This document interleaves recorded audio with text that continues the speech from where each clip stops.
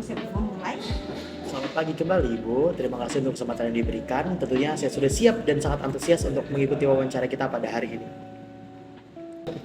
Baik, sebelum kita masuk ke pertanyaan lebih jauh, bisa kamu jelaskan kembali posisi apa yang kamu lamar di perusahaan ini? Tentu saja Bu. Jadi untuk posisi yang saya lamar di perusahaan ini adalah sebagai Junior Financial Analyst, di mana posisi ini sangat-sangat sesuai dengan background pendidikan ataupun minat saya dalam bidang keuangan. Dan saya juga percaya bahwa ketika saya diterima di posisi ini, maka saya dapat mengembangkan kemampuan analisis saya serta mengetahui bagaimana praktik langsung dari analisis laporan keuangan di dunia profesional. Baik, jadi kamu fokus di analisis keuangan ya? Ya, benar sekali, Bu. Jadi untuk langkah awal karir saya percaya posisi ini sangat sesuai dengan diri saya. Baik, bisa kamu perkenalkan diri serta jelaskan latar belakang pendidikanmu? Tentu saja, Bu. Perkenalkan, nama saya Gilang Eka Maulana. Saya merupakan fresh graduate lulusan dari Universitas Riau dan mengambil program studi S1 Manajemen tepatnya di Fakultas Ekonomi dan Bisnis. Dalam program studi manajemen ini, saya mengambil konsentrasi yang saya minati yaitu di bagian manajemen keuangan. Selama masa kuliah, saya habiskan waktu-waktu kuliah saya untuk berbagai hal-hal positif. Mulai dari mengikuti seluruh kegiatan-kegiatan proyek baik akademik maupun non-akademik. Saya juga berfokus aktif di organisasi untuk melatih soft skill dan juga relasi saya. Serta saya juga aktif mengikuti perlombaan-perlombaan yang pastinya dapat menambah pengalaman saya untuk terjun langsung dan memahami praktik manajemen keuangan ataupun analisis laporan keuangan secara nyata di dunia profesional. Baik, sebagai fresh graduate, apa pengalaman atau proyek yang menurut kamu paling relevan untuk posisi junior financial analyst? Nah, ketika itu saya memasuki matkul analisis laporan keuangan. Dan dosen kami mengarahkan untuk kami mengerjakan sebuah tugas yaitu menganalisis laporan keuangan sebuah perusahaan, Bu. Dan ketika itu saya berfokus untuk menganalisis sebuah perusahaan food and beverage yang besar dan juga multinasional yaitu Unilever. Nah, ketika itu saya mulai membaca laporan keuangan yang saya dapatkan dari IDX. Kemudian saya menghitung rasio-rasio keuangannya menggunakan liquidity, kemudian saya juga menghitung profitability dan lain sebagainya. Ternyata perusahaan sebesar Unilever pun tingkat liquidity-nya rendah, Bu. Tetapi dibarengi dengan aspek-aspek yang lain itu menutupi kekurangan di tingkat liquidity tadi. Nah, dengan itu saya percaya dan juga saya yakin bahwa dengan kita menganalisis laporan keuangan, kita bisa tahu apa saja penyakit dari perusahaan tersebut. Kemudian kita juga bisa menilai bagaimana kualitas keuangan dari perusahaan itu dan mengambil keputusan berdasarkan data yang sudah saya raih. Tentunya sebagai fresh graduate, saya sangat yakin untuk menetapkan jenjang karir awal saya untuk menjadi sebagai junior financial analyst. Nah, bisakah kamu ceritakan pengalaman kamu ketika kamu harus menghadapi tekanan dalam menyelesaikan tugas atau proyek tersebut? Tentu saja, Bu. Nah, ketika kita sudah berkuliah, apalagi dunia kita dibarengi dengan organisasi, kompetisi, tidak mungkin tidak ada tekanan dalam hidup kita. Pastinya akan ada tekanan yang terus menghadang kita dan juga PR untuk kita bagaimana untuk menyelesaikan tekanan tersebut. Nah, itu juga saya hadapi selama saya berkuliah karena tidak hanya berkuliah saja, Bu. Saya juga berfokus untuk aktif di organisasi dan saya juga sering mengikuti berbagai perlombaan. Yang pastinya deadline menumpuk itu merupakan sebuah tantangan yang pastinya ditemui ketika saya menjalani kehidupan saya. Nah, untuk mengatasi hal tersebut, saya melakukan beberapa cara. Yang pertama, saya membagi timeline untuk pekerjaan yang prioritas. Mana pekerjaan yang bisa diselesaikan terlebih dahulu dan mana pekerjaan yang bisa diselesaikan nanti atau mungkin berbarengan. Selain itu, saya juga membagi pekerjaan-pekerjaan tersebut menjadi bagian-bagian kecil sehingga saya bisa menyelesaikannya dengan waktu yang lebih cepat. Nah, kemudian Bu, saya juga terbiasa untuk memanajemen waktu dengan baik. Oleh karena itu, saya tetap bisa menyelesaikan berbagai tugas saya walau dalam tekanan yang menumpuk, tetapi dengan waktu yang efisien. Nah, untuk itu saya yakin dan juga percaya bahwa kita memiliki 3 kunci untuk menyelesaikan yang namanya tekanan. Yang pertama, disiplin. Yang kedua, kemampuan untuk kita menyelesaikan masalah. Dan yang ketiga adalah stabilitas atau konsistensi. Nah, 3 kunci itu kita perlukan untuk menyelesaikan tekanan yang selama ini saya hadapi dalam hidup saya.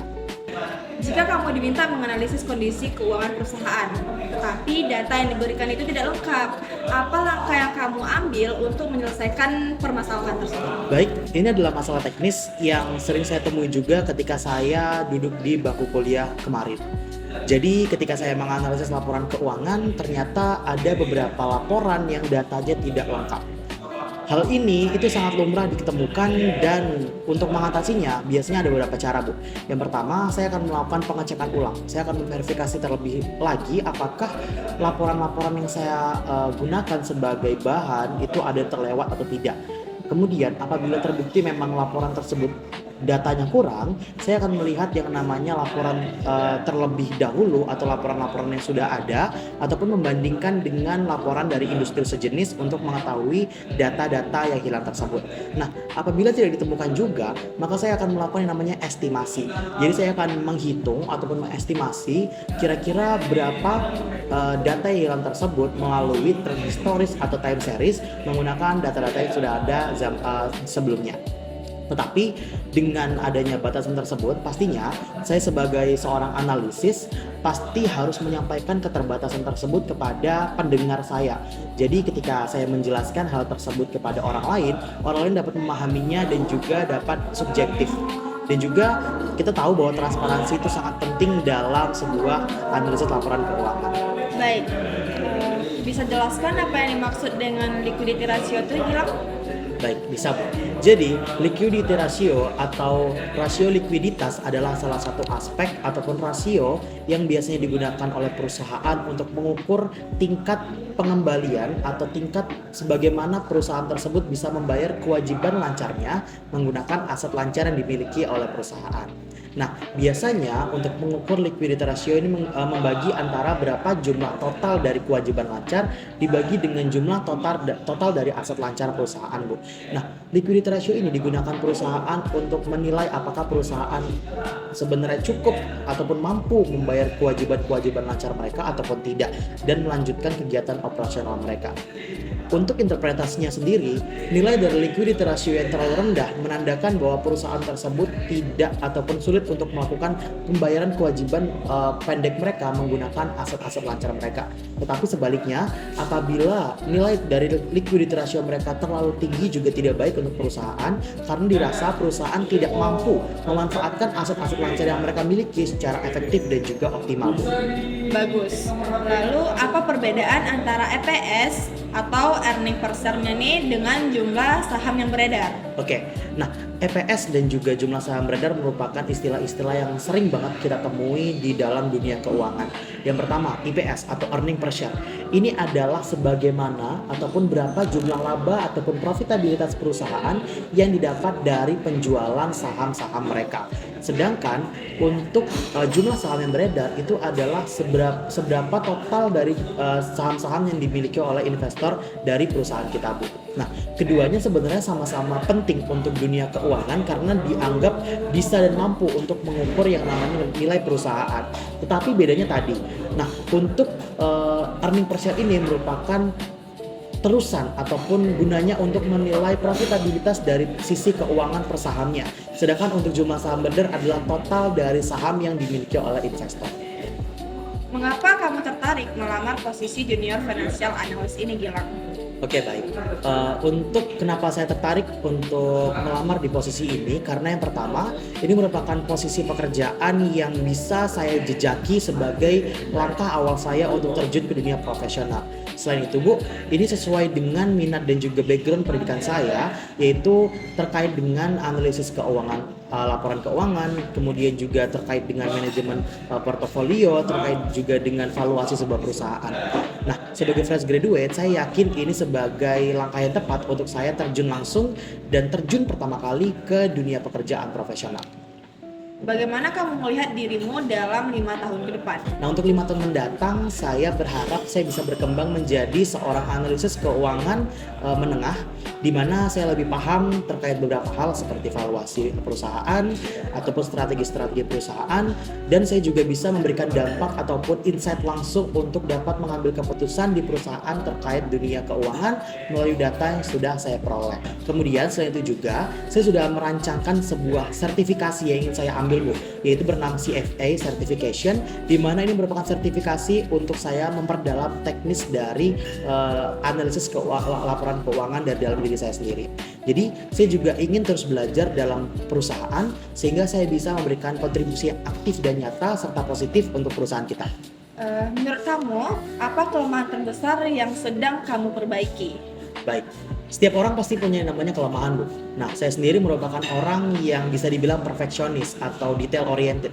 Saya sangat berfokus pada sebuah detail sehingga saya mengerjakan data-data yang sudah saya analisis itu tidak boleh sampai salah. Saya harus benar-benar teliti sehingga terkadang membutuhkan waktu yang cukup lama untuk menyelesaikan analisis laporan tersebut. Nah, saya menyadari bahwa jika saya terus seperti ini, maka pekerjaan saya akan terhambat karena saya akan lebih lambat untuk menyelesaikan laporan-laporan dan menyusul pekerjaan yang lainnya. Tentunya saya mengatasi hal tersebut dengan beberapa cara. Salah satunya adalah saya memberikan batas waktu internal terhadap diri saya untuk menyelesaikan pekerjaan-pekerjaan tersebut, sehingga saya mengerjakan pekerjaan tersebut dengan detail, teliti, tapi juga tetap tepat waktu dan efisien. Kalau kekuatan utama kamu? Nah, kalau kelebihan dari saya sendiri Bu, atau kekuatan utama saya merupakan orang yang sangat analitis. Saya merupakan orang yang sangat mudah beradaptasi dan juga saya komunikatif atau dapat berkomunikasi dengan jelas. Terbukti dari selama saya berkuliah, saya sering mengikuti kegiatan-kegiatan seperti presentasi ataupun kelas public speaking dan lain sebagainya yang membuat saya menjadi meningkatkan soft skill dari komunikasi saya. Selain itu Bu, saya juga orang yang dapat bekerja dalam tekanan. Saya juga orang yang dapat profesional tetapi tetap ramah apabila harus bekerja dalam sebuah tim. Baik, menurut kamu nilai apa yang paling penting ketika bekerja dalam tim? Ada dua hal yang menurut saya sangat penting harus kita junjung dalam bekerja dalam sebuah tim. Yang pertama ada integritas dan yang kedua ada komunikasi. Dalam sebuah tim, kita memerlukan yang namanya integritas antar sesama. Supaya apa? Supaya kita tahu apa tujuan dari kita dibuat tim. Kemudian supaya tujuan kita jelas dan juga job desk masing-masing anggota dalam tim itu jelas Bu. Kemudian yang kedua, kita juga perlu yang namanya komunikasi. Ibaratnya apabila integritas itu sebuah jalan, komunikasi itu adalah sebuah jembatan untuk menghubungkan kedua jalan tersebut. Apabila tidak ada yang namanya komunikasi, otomatis akan banyak sekali mispersepsi, miskomunikasi, pesan tidak sampai, dan membuat perpecahan dalam tim. Nah, saya percaya dengan adanya kedua poin tadi yang juga saya miliki dalam diri saya dapat bekerja dalam tim dengan sangat baik dan berkolaborasi dengan seluruh tim yang ada di perusahaan ini. Bagaimana kamu beradaptasi dengan budaya perusahaan baru? Nah, untuk hal tersebut saya biasanya yang pertama pastinya saya mempelajari terlebih dahulu bagaimana etika, bagaimana budaya, dan cara bekerja di perusahaan itu. Kemudian saya juga sangat menghargai bagaimana rekan-rekan saya bekerja dalam tim ataupun bekerja secara individual, dan juga bagaimana cara mereka untuk dapat menerima saya sebagai seorang karyawan baru. Kemudian saya juga sangat membuka diri saya untuk belajar terus-menerus, sehingga dengan sikap profesionalitas yang saya punya, fleksibilitas dan kolaborasi tim tadi, saya percaya saya dapat dengan cepat beradaptasi di perusahaan ibu nantinya. Baik. Mungkin itu semua pertanyaan dari saya. Baik, Bu. Dari Gilangnya sendiri, apakah kamu memiliki pertanyaan untuk perusahaan ini? Ada Bu, satu pertanyaan yang ingin saya tanyakan sebelum sesi wawancara kita berakhir. Dimana saya kan seorang fresh graduate nih di bidang keuangan, yang saya saat ini melamar sebagai analisis laporan keuangan. Saya ingin bertanya, apakah perusahaan ini itu ada pelatihan dan pengembangan karir untuk analisis atau analis laporan keuangan baru seperti saya yang baru menjajaki karir di dunia profesional, Bu? Baik, terima kasih. Nah, untuk pelatihan atau program pendampingan itu sendiri pasti ada ya, itu udah ada programnya tersendiri. Nah, mungkin sekian. Terima kasih atas waktunya sudah hadir pada wawancara hari ini. Baik, terima kasih kembali Ibu. Terima kasih banyak atas kesempatan yang luar biasa pada hari ini. Semoga saya bisa berkontribusi nyata dalam perusahaan ini dan saya tunggu kabar baiknya ya Bu. Oke. Terima kasih Bu.